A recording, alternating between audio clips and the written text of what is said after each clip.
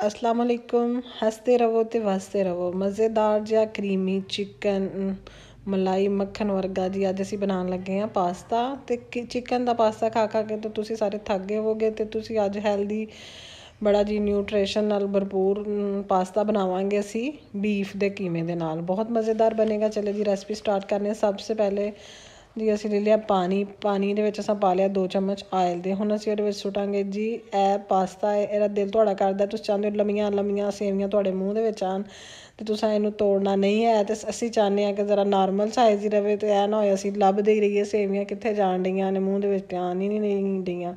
ते फिर तुसीं जी की करना है, इहनूं तोड़ लैना है। 2 हिस्से कर लेने ते असीं इहनूं पानी दे विच पा दित्ता वे। हुण इसों इंतज़ार करांगे जी, उत्तों कवर कर दांगे कोई 5-7 मिनट वास्ते कि साडा जिहड़ा पास्ता है सॉफ्ट हो जाए।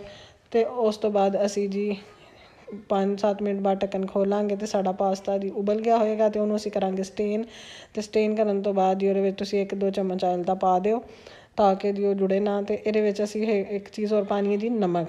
ਪਾਣੀ ਉਬਲਦੇ ਵਿੱਚ ਨਮਕ ਵੀ ਪਾ ਲਿਓ ਤੇ ਇਹ ਹੋਏਗਾ ਤੁਹਾਡਾ ਪਾਸਤਾ ਜਿਹੜਾ ਹੈ ਨਾ ਉਹਦੇ ਵਿੱਚ ਥੋੜ੍ਹਾ ਜਿਹਾ ਸਾਲਟ ਦਾ ਵੀ ਫਲੇਵਰ ਆ ਗਿਆ। पास्ता ਜਿਹੜਾ ना ਉਹ ਬਹੁਤਾ ਹੀ गल फुल गया वैसे, लेकिन चलो जी ਸਾਨੂੰ ਤਾਂ बहुत मज़े ਦਾ ਲੱਗਦਾ ਹੈ। ਤੇ ਵੇਖਿਓ ਕਿੱਡਾ ਮਜ਼ੇ ਦਾ ਕਰੀਮੀ ਪਾਸਤਾ ਬਣੇਗਾ। ਲੈ ਲਿਆ ਅਸੀਂ ਮੱਖਣ ਤੋਂ ਵਿੱਚ ਅਸਾਂ ਪਾਇਆ ਸੀ 1 ਚਮਚ ਜਿਹੜਾ ਹੈ ਨਾ ਲਸਣ ਦਾ। ਤੇ ਲਸਣ ਨੂੰ ਹੁਣ ਅਸਾਂ ਕਰ ਲੈਣਾ ਮੱਖਣ ਦੇ ਵਿੱਚ ਫਰਾਈ ਹਲਕਾ ਹਲਕਾ। ਤੇ ਅਸੀਂ ਬਣਾ ਰਹੇ ਹਾਂ ਜੀ ਵਾਈਟ ਸੌਸ। ਇਹਦੇ ਨਾਲ ਹੀ ਤੇ ਸਾਡਾ ਜੀ ਹੋਣਾ ਹੈ ਕਰੀਮੀ ਤੇ ਮਜ਼ੇਦਾਰ ਜਿਹਾ ਪਾਸਤਾ। ਤੇ ਇਹ ਜੀ ਅਸਾਂ ਪਾ ਲਿਆ ਜੀ 1 ਚਮਚ ਭਰ ਕੇ ਮੈਦੇ ਦਾ। ਹੁਣ ਅਸੀਂ ਇਹਨੂੰ ਕਰਨਾ ਹੈ ਭੁੰਨਣਾ ਹੈ ਤਾਂ ਕਿ ਜਿਹੜਾ ਕੱਚਾ ਪਾਣੀ ਨਾ ਉਹ ਅੱਛੀ ਤਰ੍ਹਾਂ ਮੈਦੇ ਦਾ ਖਤਮ ਹੋ ਜਾਵੇ। ਵੇਖਣ ਦੇ ਜਿਹੜਾ ਚਿੱਟੀ ਚਿੱਟੀ ਝੱਗ ਆਉਣ ਡਈ ਨਾ, ਇਹਦਾ ਮਤਲਬ ਹੈ ਕਿ ਇਹ ਭੁੰਨਣ ਡਿਆ ਇਹਦਾ ਜਿਹੜਾ ਕਲਰ ਜਿਹੜਾ ਹਲਕਾ ਜਿਹਾ ਲਾਈਟ ਜਿਹਾ ਸਕਿਨ ਹੋ ਜਾਣਾ ਬਰਾਊਨ ਜਿਹਨੂੰ ਤੁਸੀਂ ਕਹਿੰਦੇ ਹੋ। ਤੇ ਅਸਾਂ ਵਿੱਚ ਪਾ ਦੇਣਾ ਜੀ ਦੁੱਧ। ਇਹ ਜੀ ਅਸਾਂ ਮਿਲਕ ਜਿਹੜਾ ਇਹਦੇ ਵਿੱਚ ਸੁੱਟ ਦਿੱਤਾ ਤੇ ਇਹ ਪੂਰਾ ਅਸਾਂ ਭਰ ਕੇ ਵੱਡਾ ਇੱਕ ਗਲਾਸ ਜਿਹੜਾ ਨਾ ਦੁੱਧ ਆ ਇਹਦੇ ਵਿੱਚ ਪਾ ਦਿੱਤਾ ਹੈ। ਅਗਰ ਤੁਸੀਂ ਇਹਨੂੰ ਬਹੁਤ ਜ਼ਿਆਦਾ ਕਰੀਮੀ ਕਰਨਾ ਚਾਹੁੰਦੇ ਹੋ ਤਾਂ ਤੁਸੀਂ 2 ਟੇਬਲ ਸਪੂਨ ਲੈਣੇ ਨੇ ਮੈਦੇ ਦੇ ਤੇ 2 ਗਲਾਸ ਤੁਸੀਂ ਲੈਣੇ ਨੇ ਦੁੱਧ ਦੇ, ਤੇ ਉਹ ਪਾ ਦੇਣਾ। ਤੇ ਤੁਹਾਡਾ ਜਿਹੜਾ ਨਾ ਜੀ ਵਾਈਟ ਸੌਸ ਪਾਸਤਾ ਜ਼ਿਆਦਾ ਸਾਰਾ ਤਿਆਰ ਹੋ ਜਾਣਾ। ਠੀਕ ਹੈ। ਹੁਣ ਅਸੀਂ ਇਹਦੇ 'ਚ ਜੀ ਪਾਇਆ ਆਰਗੈਨੋ ਤੋਂ ਬਾਅਦ ਤੁਸੀਂ ਇਹਦੇ ਵਿੱਚ ਥੋੜ੍ਹੀਆਂ ਜਿਹੀਆਂ ਕਾਲੀਆਂ ਮਿਰਚਾਂ ਵੀ ਪਾ ਦੇਣੀਆਂ ਨੇ। ਤੇ ਥੋੜ੍ਹਾ ਜਿਹਾ ਨਾ ਜੀ ਵਾਈਟ ਪੇਪਰ ਜਿਹੜਾ ਹੁੰਦਾ ਸਫੇਦ ਮਿਰਚ ਜਿਹੜੀ ਉਹ ਕਾਲੀ ਮਿਰਚ ਦੀ ਭੈਣ ਹੈਗੀ ਹੈ ਚਿੱਟੀ ਮਿਰਚ, ਉਹ ਵੀ ਇਹਦੇ ਵਿੱਚ ਸੁੱਟ ਦੇਣੀ ਹੈ। ਠੀਕ ਹੈ ਜੀ। ਸਾਲਟ ਪਾਉਣ ਦੀ ਜ਼ਰੂਰਤ ਥੋੜ੍ਹਾ ਜਿਹਾ ਪਾਉਣਾ ਕਿਉਂਕਿ ਜਿਹੜੇ ਸਾਸੀ ਅਸੀਂ ਪਾਣੇ ਨਾ ਉਹਨਾਂ ਦੇ ਵਿੱਚ ਵੀ ਸਾਲਟ ਹੋਣਾ। ਤੇ ਇਹ ਨਾ ਹੋਏ ਨਮਕੀਨ ਹੀ ਹੋ ਜਾਏ ਤੇ ਖਾਣ ਤੇ ਦਿਲ ਨਾ ਕਰੇ। ਚਲੋ ਜੀ ਵੇਖਣ ਦੇ ਤੁਸੀਂ ਹੁਣ ਇਹਦੀ ਕੰਸਿਸਟੈਂਸੀ ਹਲਾ ਇਹ ਥੋੜ੍ਹਾ ਜਿਹਾ ਹੋਰ ਅਸੀਂ ਇਹਨੂੰ ਗਾੜਾ ਕਰਨਾ ਹੈ। ਅਗਰ ਇਹਨੂੰ ਅਸੀਂ ਹੋਰ ਜ਼ਿਆਦਾ ਕਰੀਮੀ ਕਰਨਾ ਚਾਹੁੰਦੇ ਹਾਂ, ਵੇਖਿਆ ਸਫੇਦ ਮਿਰਚ ਜੀ ਅਸੀਂ ਪਾ ਦਿੱਤੀ ਹੈ। ਅਸੀਂ ਇਹਦੇ ਵਿੱਚ ਪਾਉਣਾ ਵੇ ਚੀਜ਼ ਜਿਹੜੀ ਵੀ ਤੁਹਾਡੇ ਘਰ ਹੈ, ਚੈਡਰ ਹੈ, ਮੋਜ਼ਰੇਲਾ ਹੈ, ਉਹ ਦੋਵੇਂ ਜਿਹੜੀਆਂ ਚੀਜ਼ ਨੇ ਨਾ ਉਹ ਤੁਸੀਂ ਸਲਾਈਸਿਸ 'ਚ ਹੈ ਨਹੀਂ ਆ ਤੁਸੀਂ ਸਾਡੇ ਕੋਲ ਸ਼ਰੈਡਿਡ ਜਿਸ ਤਰ੍ਹਾਂ ਦੀ ਵੀ ਤੁਸੀਂ ਇਹਦੇ ਵਿੱਚ ਪਾ ਦੇਣੀ ਹੈ। ਜਿੰਨਾ ਜ਼ਿਆਦਾ ਚੀਜ਼ੀ ਕਰਨਾ ਚਾਹੁੰਦੇ ਹੋ ਓਨੀ ਜ਼ਿਆਦਾ ਚੀਜ਼ ਪਾ ਦੇਵੋ।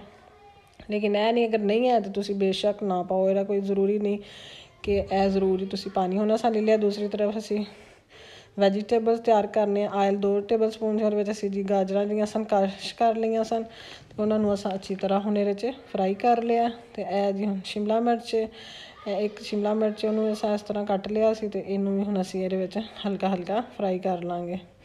ਗਾਜਰਾਂ ਇਸ ਲਈ ਕਸ਼ ਕੀਤੀਆਂ ਨੇ, ਇੱਕ ਤਾਂ ਇਹਨਾਂ ਨੂੰ ਟਾਈਮ ਥੋੜ੍ਹਾ ਲੱਗੇਗਾ ਅਤੇ ਜਲਦੀ ਜਲਦੀ ਸਾਡਾ ਪਾਸਤਾ ਰੈਡੀ ਹੋਏਗਾ। ਝਟਪਟ ਤੁਹਾਡਾ ਪਾਸਤਾ ਜਿਹੜਾ ਨਾ ਤਿਆਰ ਹੋ ਜਾਣਾ। ਇਹ ਜੀ ਹੁਣ ਟਮਾਟਰ ਦੀ ਪੇਸਟ ਕਿੱਥੇ ਬਣਾਉਂਦੇ, ਅਸੀਂ ਰੈਡੀਮੇਡ ਹੀ ਟਮਾਟਰ ਜਿਹੜੀ ਜੀ ਪੇਸਟ ਹੈ ਨਾ ਇਹ ਪਾ ਦਿੱਤੀ ਹੈ। ਤੁਸੀਂ ਵੀ ਇਹ ਵੇਖੋ ਜੀ ਤਿਆਰ ਹੋਈ ਦੀ ਹੈ। ਇਹਨੂੰ ਪਾ ਦੇਣਾ ਵੇ। ਤੇਰੇ ਨਾਲ ਵੇਖਿਓ ਕਿੰਨਾ ਜ਼ਬਰਦਸਤ ਜਿਹਾ ਤੁਹਾਡੀਆਂ ਵੈਜੀਟੇਬਲ ਦਾ ਕਲਰ ਹੋ ਜਾਣਾ ਅਤੇ ਟੇਸਟ ਵੀ ਹੋ ਜਾਣਾ।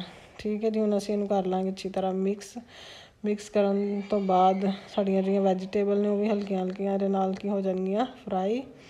ਦੇਖ ਲੈ ਕੋਈ ਅਸੀਂ ਜੀ ਇਹਨੂੰ ਓਵਰ ਕੁੱਕ ਨਹੀਂ ਕੀਤਾ ਹੈ। ਹੁਣ ਜੀ ਤੁਹਾਨੂੰ ਮਜ਼ੇ ਦੀ ਗੱਲ ਦੱਸਾਂ, ਇਹ ਸਾਡਾ ਕੀਮਾ ਸੀ ਬੀਫ ਦਾ ਅਤੇ ਨਾਲ ਅਸੀਂ ਮਟਰ ਕੀਮਾ ਬਣਾਇਆ ਸੀ, ਉਹ ਸਾਡਾ ਗਿਆ ਬਚ। ਅਤੇ ਅਸੀਂ ਕਿਹਾ ਕਿ ਬੱਚਿਆਂ ਨੂੰ ਦਿੰਦੇ ਹਾਂ ਨਵਾਂ ਫਲੇਵਰ, ਅਸੀਂ ਬਣਾ ਦਿੱਤਾ ਪਾਸਤਾ ਕਰੀਮੀ ਅਤੇ ਬੱਚਿਆਂ ਵੀ ਸ਼ੌਕ ਨਾਲ ਜ਼ਬਰਦਸਤ ਜੀ ਫੌਰਨ ਖਾ ਕੇ ਚਟਪਟ ਕਰ ਦਿੱਤਾ। ਇਹ ਜੀ ਹੁਣ ਸੌਸ ਜਿਹੜੀ ਰੈਡੀ ਸੀ ਅਤੇ ਉਧਰ ਜਿਹੜੀ ਸਾਡਾ ਵੈਜੀਟੇਬਲ ਦਾ ਮਿਕਸਚਰ ਸੀ ਇਹ ਸਾਰਾ ਹੁਣ ਅਸਾਂ ਕੀ ਕਰਨਾ ਕਰ ਲੈਣਾ ਸੀ ਮਿਕਸ। ਇਹ ਵੇਖੋ ਜੀ ਸਾਸ ਸਾਨੂੰ ਹੁਣ ਯਾਦ ਆਇਆ ਕਿ ਸਾਡੀ ਚੀਜ਼ ਸਾਡੇ ਕੋਲ ਹੋਰ ਪਈ। ਅਸਾਂ ਕਿਹਾ ਚਲੋ ਇਹਨੂੰ ਹੋਰ ਚੀਜ਼ ਹੀ ਕਰ ਲਈਏ।